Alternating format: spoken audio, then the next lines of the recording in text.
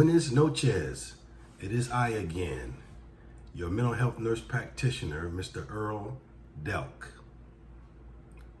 Last week we talked about major depressive disorders, and I just want to expound on other modes of depression. And one particular mode of depression we're going to discuss today is called persistent depressive disorder. That's persistent depressive disorder. And it is what it sounds like, persistent depression. So some statistics to hit you with that I did some research on. And then while researching Healthline, I found out that an estimated 16.2 million adults in the United States, or let's say roughly 6.7% of American adults, have had at least one major depressive episode in any given year. You may have a single bout of depression, or you can have recurring episodes. Persistent depressive disorder, or what they call dysthymia, is a chronic low-level depression that's a little bit lower in severity than major depression. However, it lasts about 2 years or longer. Remember, with major depression, it only took about 2 weeks for that to be diagnosed as major depression. Persistent depressive disorder lasts 2 years or longer.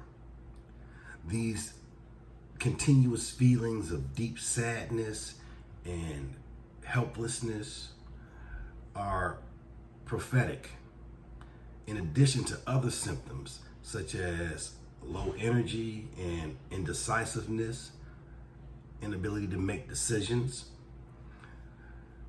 This occurs in at least 1.5% of U.S. adults in any given year. It is more prevalent in women than men.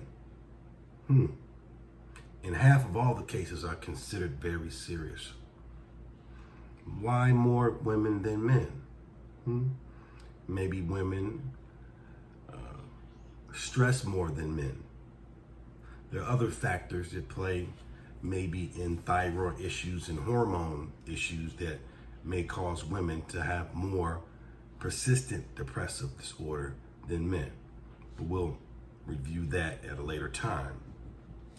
So while using the DSM-5, they say that this disorder is defined as a chronic major depressive disorder, or a dysthymia. And dysthymia is a continuous, long-term, chronic form of depression. Now, some of the characteristics of dysthymia, which I'll go over now, and the most prominent characterization is a depressed mood for most of the day, for more days than not, meaning that you're more depressed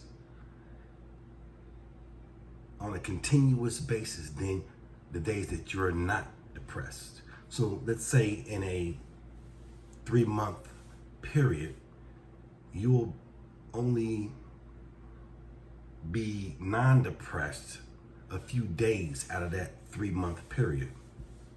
And you can tell that you're depressed either by a self-examination, internalizing it, and knowing what you're going through, or by what other people see in your behavior. And remember, the symptoms of depression and dysthymia, or persistent depressive disorder, are apparent for at least 2 years. Now, in children and adolescents, the mood may present as high irritability, and it lasts about 1 year. So children, it's different. You have to come at a different angle to diagnose children with dysthymia, because they don't have the same symptoms as adults. And as the DSM-5 would state, their symptom is mostly high irritability. Okay, some of the other symptoms include, now in the presence of depression itself, a poor appetite or overeating. So some of these symptoms coincide with symptoms from major depressive disorder. And one is poor appetite or eating, insomnia or hypersomnia, meaning sleeping too much, or insomnia, meaning the inability to go to sleep, stay asleep, frequent awakenings during the night. Low energy levels or fatigue is a symptom. Low self-esteem is another symptom. You may have poor concentration or difficulty making decisions, being very indecisive, and you have feelings of helplessness and hopelessness. Now, during this 2-year period of depression, the person may not be free from symptoms for more than 2 months. So that means in order to qualify for dysthymia, during that 2-year period, you were never back to your baseline or yourself for more than 2 months. Symptoms of major depression, major depressive disorder may be continuous for 2 years. And this is another symptom of persistent depressive disorder, where you have major depression and its symptoms last continuously for about 2 years. And just like major depressive disorder, in order to be diagnosed with dysthymia or persistent depressive disorder, the symptoms cannot be explained by another mental illness such as schizophrenia or bipolar disorder or any other psychotic disorders. The symptoms cannot be explained or contributed to any substance abuse or another medical issue or condition. The symptoms must be significant enough to cause distress and impairment in social activities, in occupational, which is your work, or other important areas of functioning, your ADLs, activities of daily living. Are you taking care of yourself? Are you bathing? Are you able to get out of bed and dress yourself? Are you well groomed? It must cause distress in these areas. Now, some of the risk factors for persistent depressive disorders begins kind of early in childhood, the teen years or young adult life, and it is chronic. So it can begin early in life, in childhood, because remember, children and adolescents also can be affected, but their symptoms is mostly high irritability. So certain factors appear to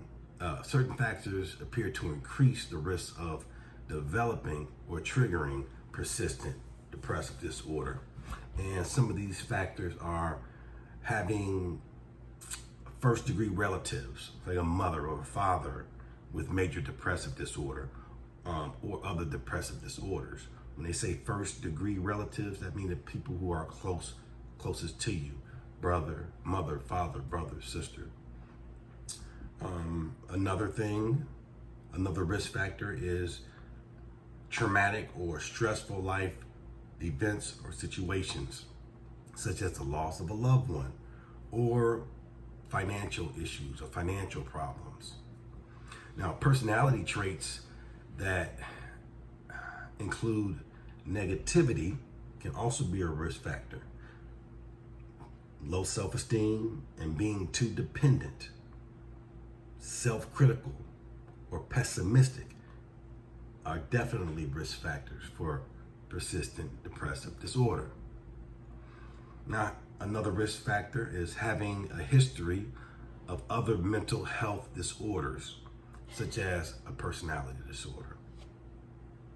And we'll talk about personality disorders and what that is in future episodes. Now remember, this information is for the lay person, the normal person who wants to understand or who wants information about depression, major depression, and persistent depressive disorder, so that they may be able to identify if themselves or their loved ones are being affected by this disorder, and so that they can get some help. This is for the lay person, a regular person, not someone who's working in a hospital or a physician or a psychiatrist or psychologist. Now, conditions that may be linked with persistent depressive disorder include reduced quality of life, meaning that you're not doing the same things that you used to do, like during this COVID. People are stuck in a house. People aren't able to associate with their loved ones and get out and do the things that they used to do. And that may cause stress or cause them to be more depressed. And because we have been in this crisis for so long, the length of time that we have been in it can lead up to a persistent depressive disorder. Now, other conditions linked with the persistent depressive disorders include major depression, anxiety disorders, and other mood disorders. Okay? Substance abuse, relationship difficulties and family issues, family conflicts, school or work problems, decreased productivity, not being able to produce as much, not making as much money, chronic pain, and general medical issues, suicidal thoughts and behaviors, personality disorders, or other mental health disorders. These can all contribute or be linked to persistent depressive disorder. Now, when do you need to see a doctor? Okay, because these feelings have gone on for such a long time, you may think that they have always been a part of your life, but if you have any symptoms of persistent depressive disorder, you should seek medical help as soon as possible. Talk to your primary care doctor or talk to one of your loved ones. Talk to a mental health professional. Talk to somebody in your church, your clergy, your friend, someone who's interested in you, someone who has your best interests at heart, a teacher, someone you can trust. If you think that you may want to hurt yourself or attempt to harm yourself or some type of suicide, then I suggest that you call a suicide helpline or call 911 and your local emergency numbers as soon as possible. You do not have to go in it alone. Remember that.